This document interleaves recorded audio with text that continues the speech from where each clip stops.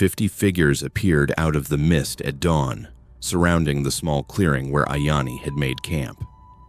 The sun had only just begun to peek over the jagged ridges, casting pale light across the valley, yet the presence of so many silent watchers felt heavier than the darkest night. Ayani froze, heart hammering in his chest, uncertain whether he faced allies or executioners. This was no ordinary morning on the frontier. The stillness around him was unnatural. Every bird, every insect seemed to have vanished, leaving a silence so thick it pressed against his ears. Ayani, a young Apache warrior, with the lean strength and quiet confidence of someone who had grown up hunting these hills, instinctively scanned the circle. 50 men stood perfectly still, forming a ring around his camp, their eyes fixed on him, yet their hands rested empty at their sides. Not a weapon gleamed in the dawn, not a horse pawed the ground. They were statues, yes, but statues alive with intent, as though the earth itself had sent them forth. He had only moments earlier completed a desperate task. Deep in the canyon, a stranger had been mauled by a mountain lion, bleeding and near death. Ayani had leapt into the fray without hesitation, using nothing but his hands, a thick branch, and quick thinking to drive the beast away. He had bandaged the old man's wounds, offered him water and food, and guided him to safety before the man had disappeared into the wilderness. The encounter had left Ayani exhausted muscles trembling, yet he had not expected that his small act of courage would ripple outward in a way that brought 50 warriors to his doorstep. The warriors' silence was unnerving. Not a whisper, not a movement beyond the bearish shift of the sun across their shoulders. Each one wore the traditional regalia of their people, intricate beadwork glinting in the early light feathers, braided into their hair, symbols of their heritage painted across their faces. They were disciplined, precise, yet their purpose remained inscrutable. Ayani's gaze darted from one figure to the next, noting the patterns and markings, sensing the unspoken history in every line and angle of their bodies. This was no random gathering. This was a ceremony he did not yet understand. He felt the weight of their eyes, 50 pairs of dark, unwavering stares that seemed to pierce through the thin fabric of his shirt, through the scars on his arms, into the very essence of him. His instincts screamed at him to reach for his bow or draw a knife, but some deeper, unspoken knowledge held him back. In his 15 years walking these rugged hills, he had seen raiders, bandits, desperate men clawing at survival, but never this. Never a moment suspended in time where 49 men and one young Apache stood in perfect stillness, observing, measuring, and waiting for a decision he had not yet made. The light grew warmer as the sun climbed higher, casting elongated shadows that stretched like fingers across the clearing, all pointing at him, framing him in a tableau of silent judgment. The air smelled of damp pine, of earth freshly awakened by the morning, but beneath it lingered the metallic tang of tension. Every breath Ayani took was careful, deliberate, measured against the rhythm of 50 silent watchers. The question loomed over him as sharp and real as the edge of any blade. Who had he saved? And why had these men come? The scene was almost cinematic, the kind of moment that seemed to exist outside of ordinary life, pulling the senses taut and the mind into focus. Each warrior, each detail of their attire, every flicker of feather or bead in the dawn light combined to make Ayani feel both observed and oddly revered. He was at the center of something larger than himself, a story yet to unfold, one that demanded courage and presence just as the mountains demanded respect. And so he stood still, alert, heart hammering, caught between fear and curiosity, knowing that the answer to this mystery, whether blessing or challenge, would arrive with the rising sun, and that his life, his choices, and his honor were all about to be tested in ways he could not yet imagine. As the first light of dawn fully touched the valley, Ayani's eyes adjusted to the subtle movements within the circle of 50 warriors. At the center, supported carefully by 2 younger men, emerged the figure of the man he had saved, Grey Wolf, an elder of immense presence, and the spiritual heart of the Apache people.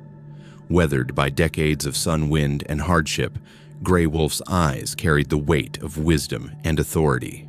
In that gaze, Ayani realized that the life he had preserved was not just any man's, it was someone whose very existence shaped the destiny of a people. The gravity of his action pressed upon him in a way he had not expected.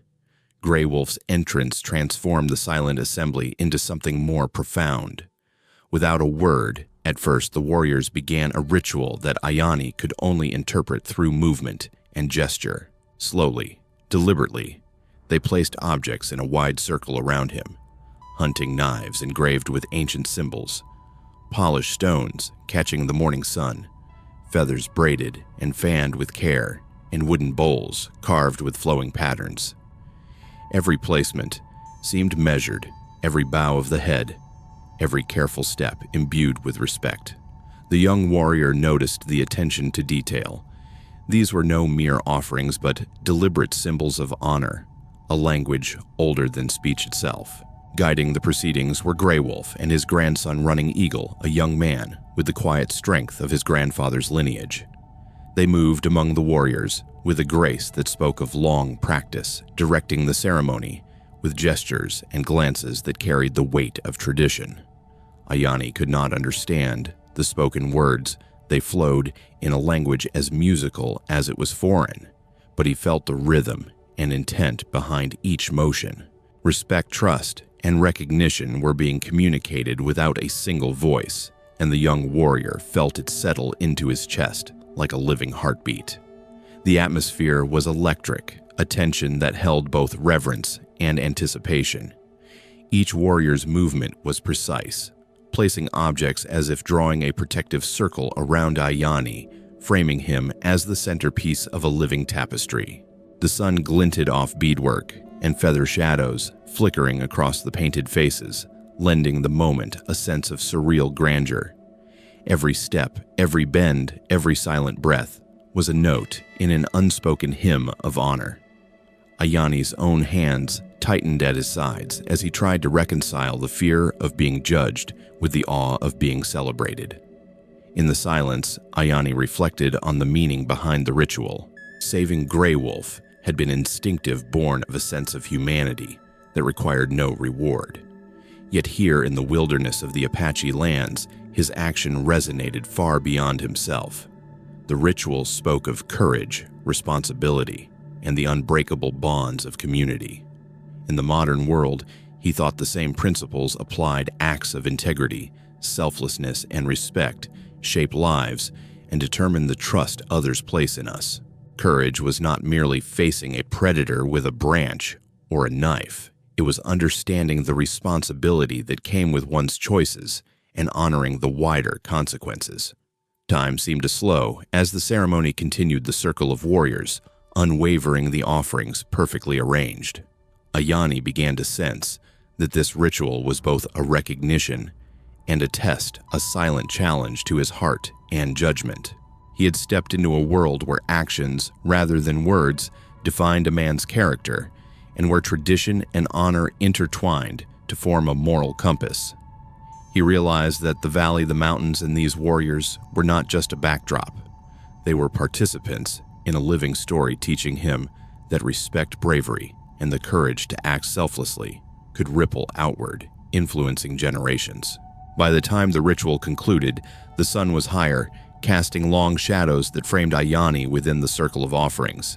Grey Wolf's eyes met his once more, and this time the elder's gaze held a quiet approval, a recognition of both what had been done and what was yet to come. The young warrior understood his journey, his choices, and the path of honor he had embarked upon were only just beginning. And in that moment, the valley seemed alive with the echoes of a story that would outlast him, a tale of courage, respect, and the enduring power of community. The morning sun had climbed higher when Grey Wolf finally spoke, his voice carrying the weight of centuries. He did not ask Ayani to prove his strength or skill with weapons. Instead, he offered a challenge of responsibility, judgment, and heart. "Lead them," Grey Wolf said, gesturing toward the 50 warriors who had gathered at the edges of the valley. guide them to the hunting grounds in the mountains. There, the predators are many, and the land is unforgiving. Their survival rests in your hands." Ayani felt a cold weight settle across his shoulders. This was no ordinary hunt. It was a test that would push him to his limits. Mountain lions, bears, treacherous cliffs, and the ever-present danger of the wilderness awaited. He thought of the young warriors around him, most barely older than boys, some of whom had lost brothers and friends in previous expeditions. The memory of their grief, the hollow looks of those who had returned alone, pressed on Ayani's conscience. Leading them was more than guiding a hunt. It was carrying the responsibility of life and death for every one of them. He stepped back, eyes scanning the line of warriors who waited silently, their trust tangible in the morning air. Ayani weighed his options, remained safe in the clearing, honored for his courage, yet shielded from danger, or venture into the mountains and risk everything for the lives of others. His mind flashed to the old man he had saved, the way Grey Wolf's eyes held stories of resilience, wisdom, and the burdens of leadership. Ayani knew then that courage was more than facing a predator.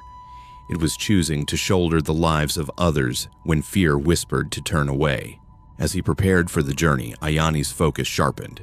He began reading the subtle signs in the terrain, the fresh scratches on rocks, tufts of tawny fur caught on thorn bushes, and the faint scent of mountain cats marking their territory. Every detail mattered. The young warriors watched him closely, their hope and fear interwoven with his own determination. He bent a branch and gently cracked it against a tree, mimicking the sounds of movement to draw attention away from the rest of the group. The wilderness was a language he had learned from years of tracking and surviving, a vocabulary of patience, instinct, and intuition.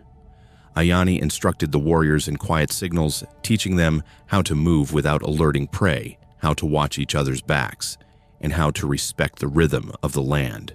He could feel their initial hesitation slowly giving way to confidence, the trust in his judgment growing with each careful step. For every breathless pause, every rustle of leaves, there was a shared understanding forming between leader and followers, one built on respect and necessity. Emotion thickened the air as they advanced. The tension was palpable. Each shadow could conceal a predator, each sudden movement a threat. Yet alongside the fear was admiration, both from the warriors and quietly from Ayani himself. This was a crucible, testing not just courage, but clarity of mind, empathy, and the ability to act decisively in the face of uncertainty. Even as the mountains loomed higher, the stakes crystal clear, Ayani understood the lesson Grey Wolf had intended.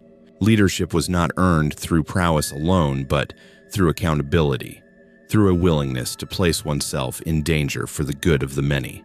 It was a responsibility he could not take lightly, and a trust he intended to honor with every careful choice he made. The young warriors would follow him, not merely because he was strong, but because he had proven himself worthy of guiding them safely through the wilds. With a deep breath that carried both resolve and anticipation, Ayani signaled the start of their ascent. Every step forward into the shadowed canyons and jagged ridges was a step into a story that would define courage and honor, a story that would echo through the valley long after the hunt was done. He was ready, and the mountains awaited, as did the test of his heart and leadership. The first light of dawn barely kissed the jagged peaks when Ayani signaled the warriors to move. The group split into 3 teams, each taking a different ridge of the canyon. The plan was precise drive, the game elk, deer, and other mountain prey toward the central clearing, where another group waited nets and spears at the ready. The coordination was delicate. One misstep could alert the predators or scatter the herd. Every motion, every glance carried the weight of the lives depending on their success. Ayani placed himself at the most exposed point, a deliberate risk. Acting as the lure, he would draw the attention of any mountain lion lurking in the shadows, protecting the rest of the group from surprise attacks. His heart pounded, not from fear alone, but from the responsibility he bore. Every beat reminded him that the lives of 50 warriors, and ultimately their families were counting on his judgment. The young men watched him closely, their eyes wide with tension, trusting him to lead them through danger. As the herd moved closer, a golden shape emerged from behind. A boulder muscles, coiled eyes calculating every step deliberate. A mountain lion, silent and deadly, had taken notice of Ayani. The young warriors froze, breaths caught in their throats. Ayani's training and instinct took over. He timed his movements using every lesson he had learned from years tracking predators, the subtle shifts in fur, the faint scent of the cat's territory. With a rapid, controlled motion, he drew his ceremonial hunting knife, the one passed down through generations, and confronted the predator head-on. The encounter was tense, every second stretching into what felt like hours. The lion lunged, a blur of tawny fur and lethal claws. Ayani sidestepped with the precision of someone who understood the animal's mind, striking at the perfect moment. The strike was decisive. The beast toppled, the threat neutralized. The group exhaled, as one, a collective release of fear and relief, their trust in Ayani solidified in that single daring act. Meanwhile, the hunt continued. Nets were sprung, spears guided into position, and the herd funneled exactly as planned. The mountains echoed with the sounds of strategy and survival, the crashing of antlers, the muted calls of animals, the disciplined commands of warriors moving in unison. Each successful capture was met with quiet celebration, a shared acknowledgement of the careful planning skill and cooperation that made it possible. By midday, they had secured enough game to feed the entire village through the harshest weeks of winter. Ayani looked over the valley, the exhausted yet proud faces of the young warriors, reflecting the same relief and satisfaction that coursed through his own body. He felt the weight of responsibility lift slightly, replaced by a deep sense of accomplishment.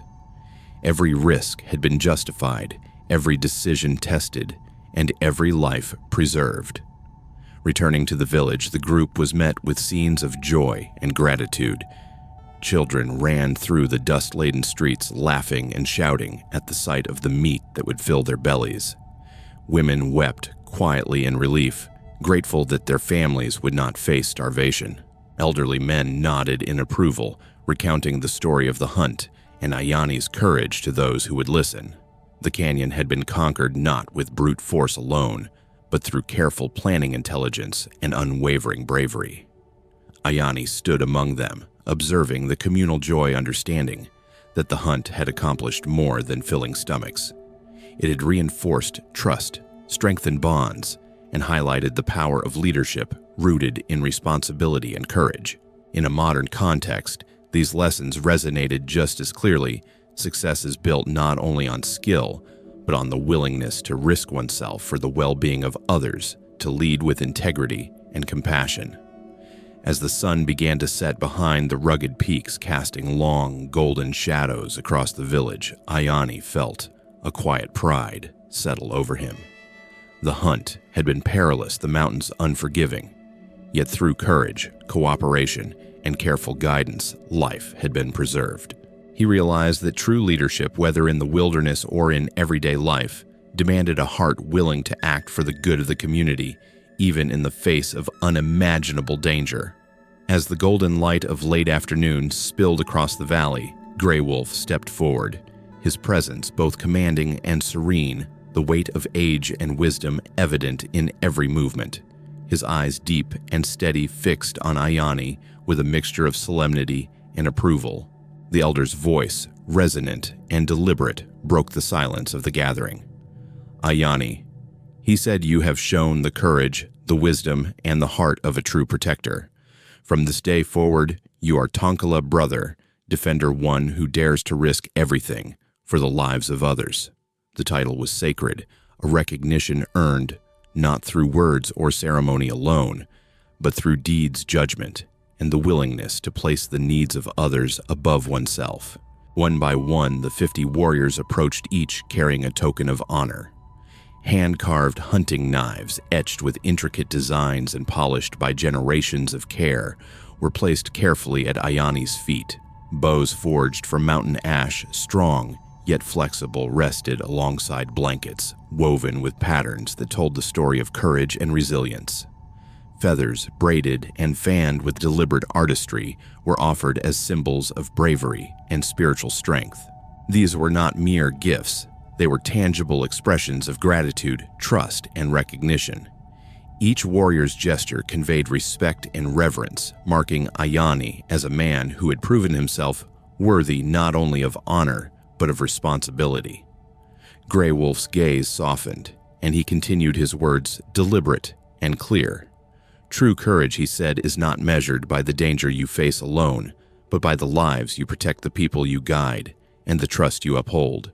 Bravery is not the absence of fear, but the decision to act in spite of it, to safeguard those who cannot protect themselves.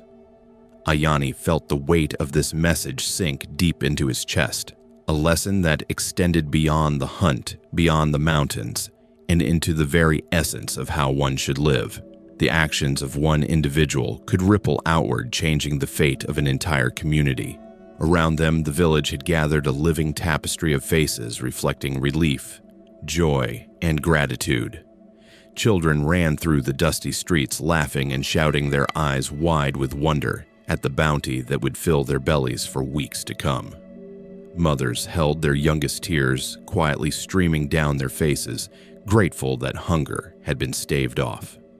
Elders nodded approvingly, acknowledging in Ayani a rare combination of skill, courage, and compassion. The hunt had secured more than sustenance.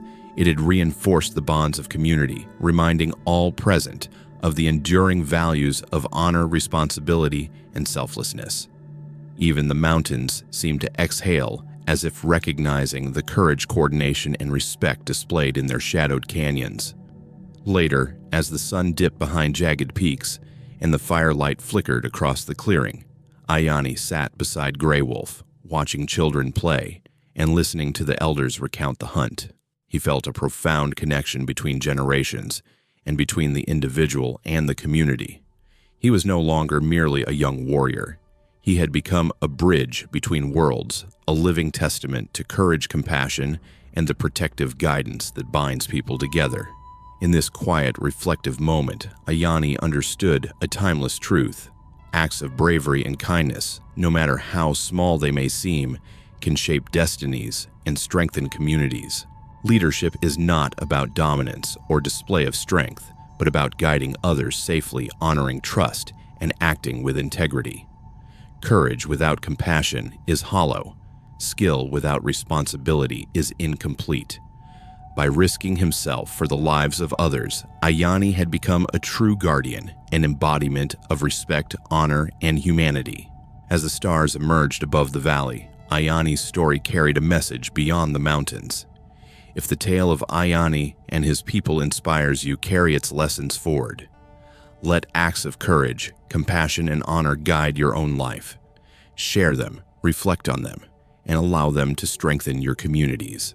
The story closed with the warmth of firelight, the echoes of laughter and gratitude, and the enduring image of a young Apache warrior who had risked everything to protect life, uphold honor, and forge lasting bonds.